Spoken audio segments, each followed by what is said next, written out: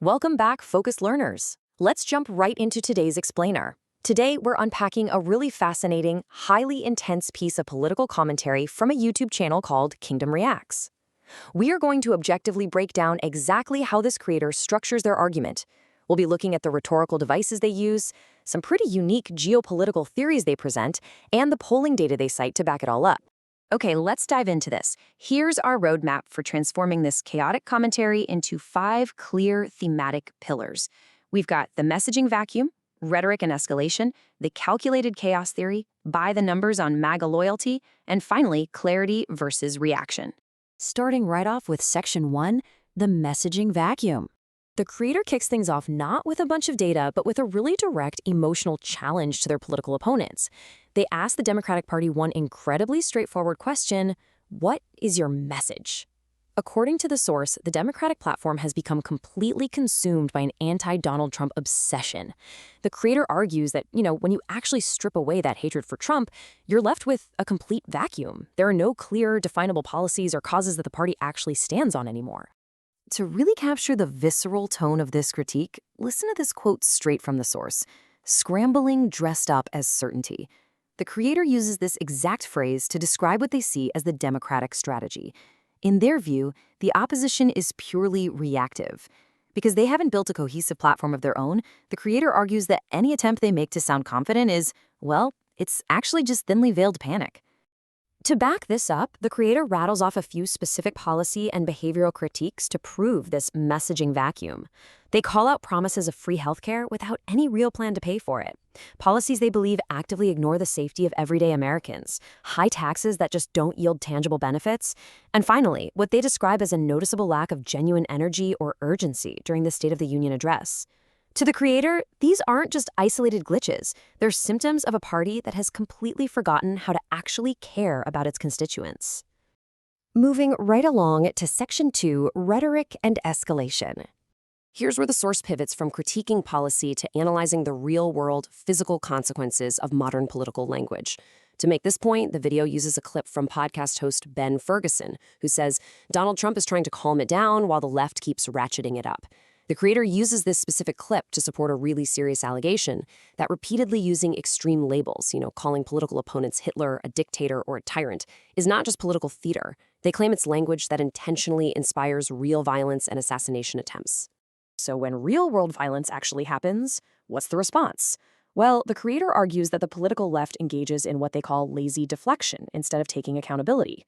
They specifically point to comments allegedly made by Representative Hakeem Jeffries, arguing that blaming the target of the violence, which is often Trump, is basically just victim shaming 101. The source insists that acting shocked over this chaos isn't honest confusion at all. It's a deliberate refusal to own up to the recklessness of their own daily rhetoric. The creator brings this right down to the human level by sharing a deeply derogatory online comment that was aimed at a 107-year-old woman who supports Trump.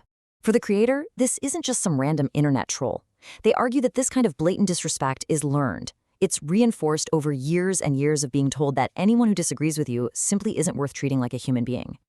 They describe this deep-seated lack of basic decency not as political passion, but as a deep societal rot. Now for Section 3, the calculated chaos theory.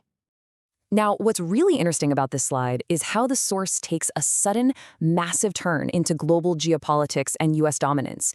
The creator presents this complex hypothesis that Trump's seemingly messy foreign policy, picking fights and stirring up conflict, is actually a brilliant, calculated setup. It's an economic trap. Step 1, Middle East conflict escalates. Step 2, the flow of oil from the region stops dead. Step 3, the entire world is suddenly forced to rely entirely on North American energy reserves. And Step 4, the countries holding massive amounts of U.S. debt are effectively trapped. To really anchor this theory, the source throws out a massive number: 20%. That is the estimated amount of the world's oil that flows through a single global choke point, the Strait of Hormuz. It's a narrow waterway connecting the Persian Gulfs to the open ocean. The creator asks us to imagine the sheer market panic, the completely snapped supply chains, if that 20% literally just vanished without warning. So what's the end game of this grand geopolitical theory? Well, it's that the biggest holders of U.S. debt, specifically China, Japan, and Europe, would be totally cornered. If the Middle East goes dark, they would desperately need American energy just to keep their economies running. The creator suggests that what critics view as Trump acting like a buffoon might actually be a masterful distraction, locking global powers into holding U.S. debt because they literally have no other choice for energy survival. Let's move to and see how this builds into Section 4, by the numbers on MAGA loyalty. Transitioning from grand geopolitical theories right back down to hard data, the creator pulls up recent polling numbers to prove their point. And they highlight a truly dramatic statistic, a clean 100%. According to the data shown in the source, approval for Donald Trump among the MAGA GOP sits at an absolute 100%, with literally 0% disapproving. The creator even compares this statistically perfect loyalty to the undefeated 1972 Miami Dolphins, pointing out that in politics, a completely unanimous consensus is just unheard of.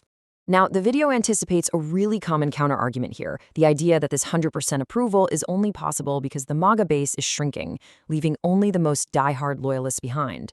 But the source shows data totally refuting this. The MAGA demographic within the GOP actually hasn't shrunk since the November 24 election. In fact, the data shows it's slightly grown, ticking up from 28% to 30% of Americans. And this domestic loyalty? It translates heavily into foreign policy alignment, too.